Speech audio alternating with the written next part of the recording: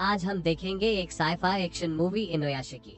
Spoilers ahead. Ichiro एक middle class आदमी है जो अपने परिवार को खुश रखने के लिए काफी मेहनत करता है। अपनी हैसियत के हिसाब से उसने अपने परिवार के लिए एक घर खरीदा है, लेकिन उसके परिवार के सदस्य इचिरो की मेहनत को सराहने के बजाय घर बाकी घरों से छोटा है इसकी शिकायत कर रहे हैं। इचिरो अपने नए घर की खुशी पूरे परिवार के साथ मनाना चाहता है, इसलिए उसने सबके खाने के लिए सुशी लाई है, पर घर में उसकी भावनाओं की किसी को कद्र नहीं है। वे सब इचिरो को घर में अकेला छोड़कर रेस्टोरेंट में खाना खाने के लिए जाते हैं, जिस कारण बेचारे इचिरो को अकेले ही सुशी खाकर सेलिब्रेट करना पड़ता है। इचिरो एक एनर्जी ड्रिंक बेचने वाली कंपनी में सेल्समैन के तौर पर काम करता है। ऑफिस में इचिरो का परफॉर्मेंस खराब होने की वजह से मैनेजर उसे काफी खरी खोटी सुनाता है। इचिरो सबके सामने मैनेजर से गिड़गिड़ाते हुए माफी मांगता है। ऑफिस से घर जाते वक्त इचिरो देखता है कि कुछ गुंडे एक आदमी को लूट रहे हैं। इचिरो डरकर पीछे पलटता है। उसकी बेटी ये सब पीछे से देख रही होती है। अपने पिता को बुज़दिलों की तरह भागते हुए देखकर उसे गुस्सा आता है और वो अपने पिता को एक कमजोर आदमी कहती है।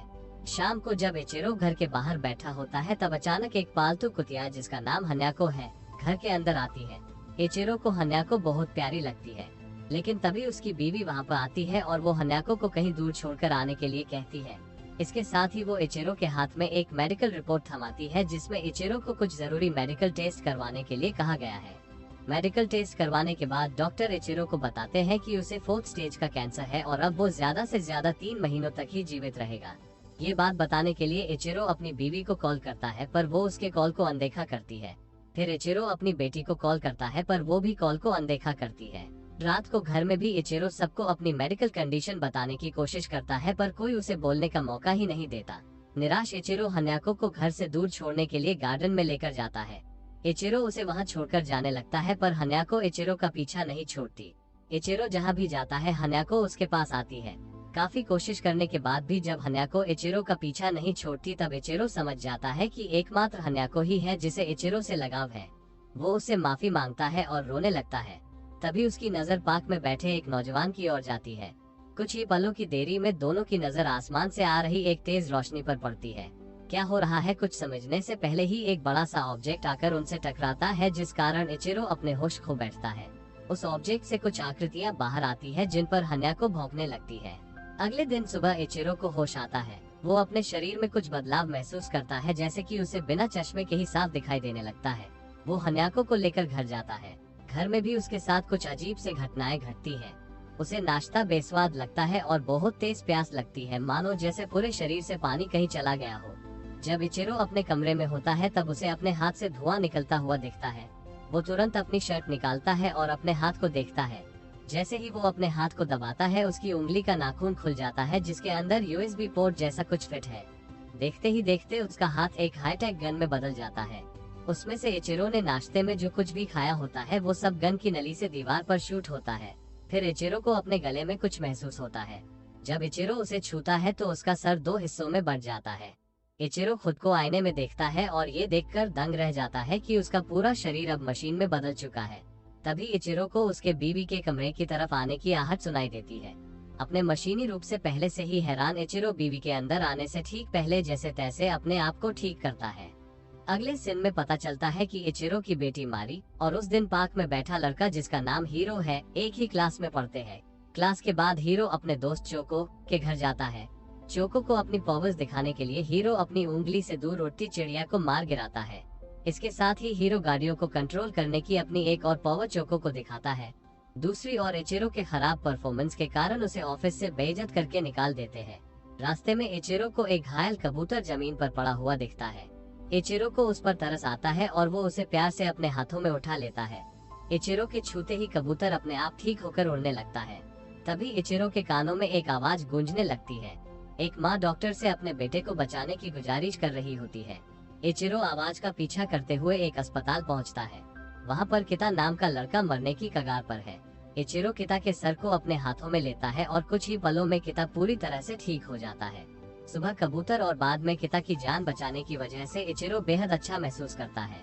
दूसरी ओर स्कूल में हीरो के कुछ क्लासमेट्स उसके दोस्त चोको को सताते हैं, लेकिन हीरो चोको को उनसे बचाता है। हीरो उनमें से एक लड़के को जान से मारने के लिए अपनी उंगली उसकी तरफ बढ़ाता है, पर चोको उसे वहीं पर रोक लेता है।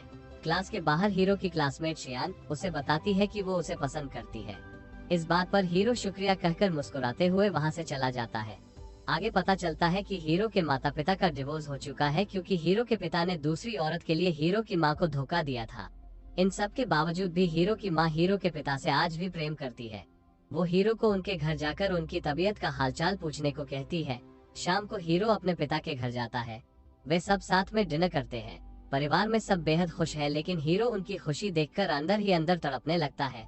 उसे लगता है कि इन खुशियों की असली हकदार उसकी माँ है। डिनर के बाद हीरो अपने पिता और उनके परिवार को जान से मारने के लिए अपनी उंगली उनकी तरफ बढ़ाता है, पर वो ऐसा नहीं कर पाता, क्योंकि अंदर ही अंदर वो आज भी अपने पिता से प्रेम करता है। हीरो वहाँ से चला जाता है। जब वो घर जा रहा होता है तब रास्ते में उसे एक घर से कुछ खुशियों भरी आवाजें सुनाई देती है।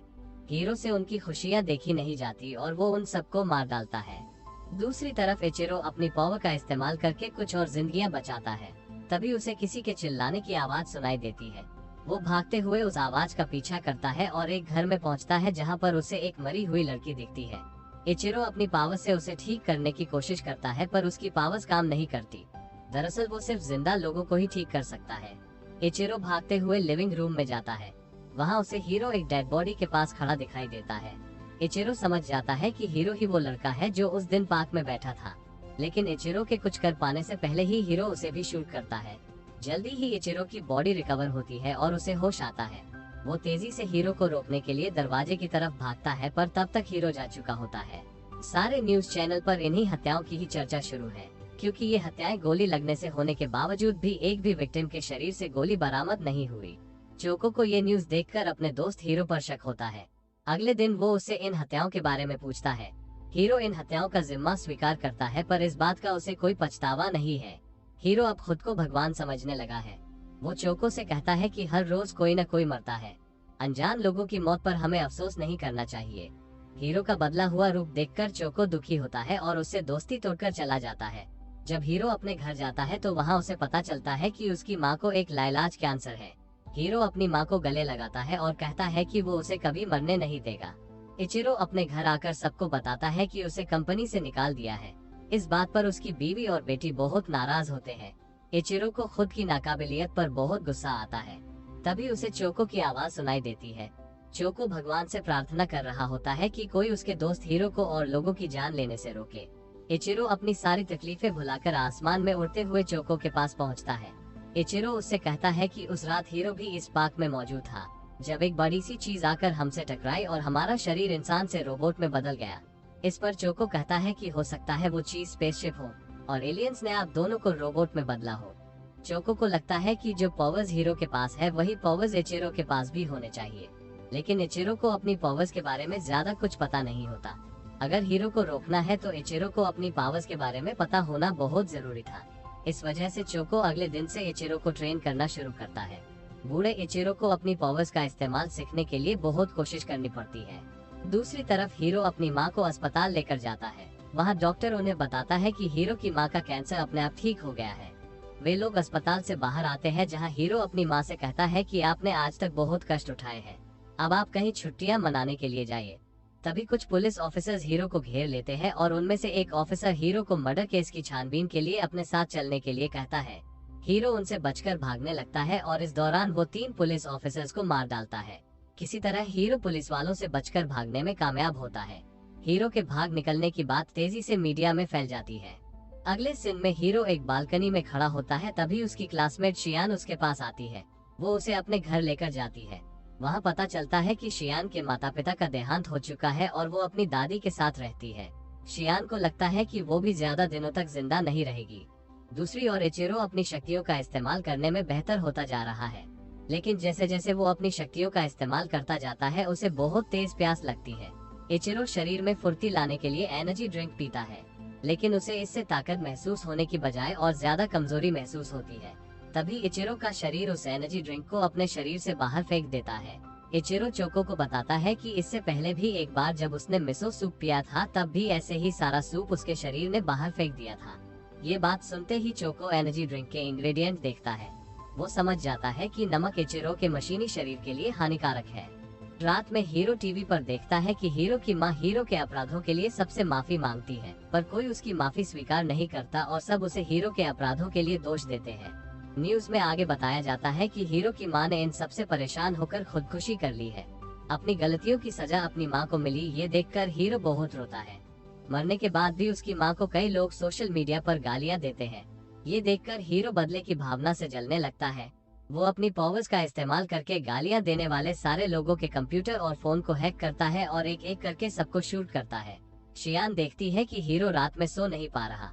वो उसके पास जाकर उससे बात करने की कोशिश करती है। हीरो को उससे कोई बात नहीं करनी।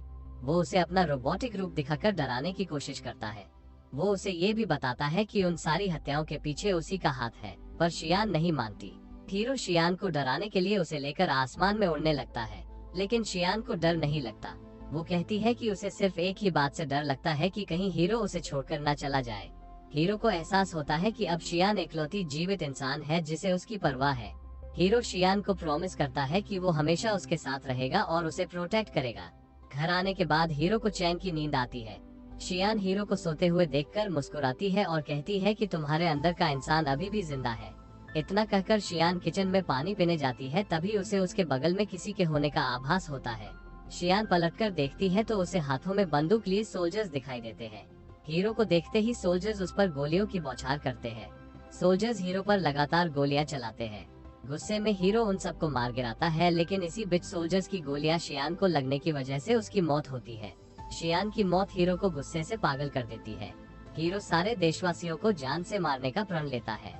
दूसरी तरफ हीरो के डर से इचिरो अपने बीवी बच्चों को बाहर जाने और स्मार्टफोन का इस्तेमाल करने से रोकने की कोशिश करता है, पर हमेशा की तरह इस बार भी उसकी बात कोई नहीं सुनता। मारी अपने दोस्तों के साथ एक बिल्डिंग के टॉप फ्लोर पर जाती है ताकि वो शहर के नज़ारे का आनंद ले सके। हीरो खुद को हर नेटवर्क पर ब्रॉडकास्ट करता है और सबको चेतावनी देता है कि वो उन्हें और पूरे देश को तबाह कर देगा। शुरुआत में लोग उसकी बात को गंभीरता से नहीं लेते। जब हीरो एक एक करके लोगों को शूट करने लगता है तब लोग डर के मारे इधर उधर भागने लगते हैं, लेकिन हीरो उन पर हर जगह से वार करता है। यहाँ इचिरो नेटवर्क को हाईजैक करने में सफल होता है, जहाँ चोको सबको अपने अपने स्मार्टफोन और कंप्यूटर की स्क्रीन ऑफ करने की सलाह देता है ताकि हीरो के हमले से बचा जा सके। लोगों के स्मार्टफोन और कंप्यूटर से संपर्क टूटने की वजह से हीरो बौखला जाता है और पूरे शहर पर मिसाइल्स दागना शुरू करता है, जिस कारण पूरे शहर में तबाही मचती है। इस तबाही को रोकने के लिए इचिरो हीरो के पास जाता है और उसे समझाने की कोशिश करता है कि ये पावर्स हमें लोगों की मदद करने के लिए मिली है, न कि उनकी जान लेने के लिए। लेकिन हीरो नहीं मानता, जिस वजह से दोनों में लड़ाई शुरू होती है। हीरो इचिरो पर मिसाइल से वार करता है। जैसे तैसे इचिरो उनसे अपनी जान बचाता है। हीरो इचिरो का पीछा नहीं छोड़ता। वे दोनों टनल से होकर फिर से आसमान में उड़ते हैं। तभी इचिरो को उसकी बेटी मारी की आवाज सुनाई देती है, जो एक बिल्डिंग में फंसी हुई है। लेकिन हीरो इचिरो को मारी के पास जाने नहीं देता। वो इचिरो के फ्लाइंग सिस्टम को खराब करता है। इचिरो बचने के लिए एक बिल्डिंग का सहारा लेता है। इचिरो हीरो को शूट करने की कोशिश करता है, मगर हीरो उसके वार से बचता है। हीरो इचिरो पर वार करना जारी रखता है। हीरो इचिरो को एक हेलीकॉप्टर पर फेंकता है और हेलीकॉप्टर के पायलट को मार देता है। इचिरो कैमरामैन के साथ एक बिल्डिंग पर कूदकर खुद की और उस कैमरामैन की जान बचाने में सफल होता है। तभी हीरो वहां पर आता है। जब हीरो बोतल से पानी पी रहा होता है तभी इचिरो उसकी बोतल को अपनी उंगली से शूट करता है और अपनी जेब से पानी की बोतल निकालकर पानी पीने लगता है। हीरो इचिरो को धक्का देता है और इचिरो की बोतल उठाकर पानी खुद पी जाता है। उसके बाद फिर से हीरो इचिरो पर मिसाइल से वार करता है। इचिरो उन मिसाइल्स को चकमा देकर अंतरिक्ष में चला जाता है। हीरो भी उसके पीछे पीछे वहां आता है और इचिरो को मारने लगता है। लेकिन जैसे ही हीरो उसे मारने के लिए अपने हाथ को गन में बदलता है, हीरो की गन से गोली की जगह पानी निकलता है। दरअसल इचिरो ने जानबूझकर हीरो की बोतल फोड़ी थी ताकि वो इचिरो के हाथ से एनर्जी ड्रिंक की बोतल छीनकर पी जाए और उसके रोबोटिक शरीर में बिगा आए। इचिरो ये मौका नहीं चुकता और हीरो के ऊपर मिसाइल्स की बौछार करता है, जिस कारण हीरो का शरीर तेजी से जमीन की ओर गिरता है। इचिरो जल्दी से अपनी बेटी के पास जाता है। मारी एक बिल्डिंग में बेहोश पड़ी होती है। काफी कोशिश के बाद उसे होश आता है, लेकिन तभी हीरो उस पर वार करता है। हीरो समझ जाता है कि मारी इचिरो की बेटी है और उसे अपनी उंगली से शूट करता है। इचिरो उसे अपनी पावर से बचाने के लिए आगे बढ़ता है, लेकिन हीरो उस पर वार करता है और उसे एक और फेंक देता है। हीरो इचिरो को तड़पाने के लिए मारी को बिल्डिंग से नीचे फेंकता है। मारी को मरता देख इचिरो अपनी पूरी ताकत के साथ उसकी तरफ उड़ता है। हीरो उसे रोकने के लिए आगे आता है, लेकिन रोक नहीं पाता और उसका हाथ टुकड़ों में बिखेर जाता है। इचिरो अपनी सारी पावर के साथ मारी की तरफ बढ़ता है और मारी के जमीन पर गिरने के ठीक पहले उसे पकड़ लेता है। इचिरो अपनी हीलिंग पावर से मारी को स्वस्थ करता है और बाकी लोगों को बचाने चला जाता है। पुलिस ऑफिसर्स हीरो को मृत घोषित करते हैं, हालांकि उसकी डेड बॉडी किसी को नहीं मिलती। इचिरो के घर फिर से सब कुछ पहले की तरह हो जाता है, सिवाय इसके कि अब उसकी बेटी की आंखों में वो एक सुपर हीरो है। चोको उसके घर जाता है, जहां उसे हीरो उसके कमरे में बैठा दिखाई देता है, हालांकि उसका एक हाथ नहीं होता। हीरो को जिंदा देखकर चोको को खुशी होती है और वो उसे नई वीडियो गेम खेलने के लिए कहता है, लेकिन हीरो नहीं चाहता कि उसकी मौजूदगी से चोको पर कोई मुसीबत आए, इसलिए वो वहां से चला जाता है और यहाँ मूवी समाप्त होती है। ऐसे ही और वीडियोस देखने के लिए इस वीडियो को लाइक और चैनल को सब्सक्राइब करना ना भूलें।